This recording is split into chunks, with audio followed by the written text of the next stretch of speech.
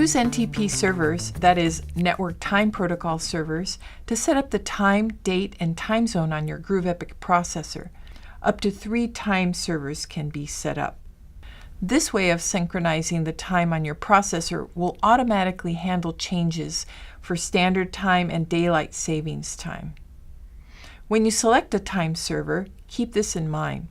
It's a good idea to choose a couple of time servers as backups in case the Groov Epic processor can't connect to time server 1 or if it's unavailable. And also, if you've set your time and date manually, setting the time servers will overwrite those settings. So now, let's set up our NTP servers. From our Groov Manage home screen, select System, then Time,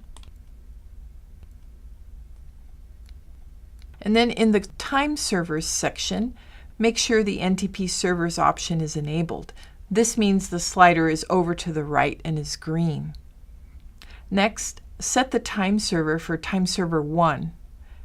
If you need help with selecting NTP servers, go to www.pool.ntp.org for available options.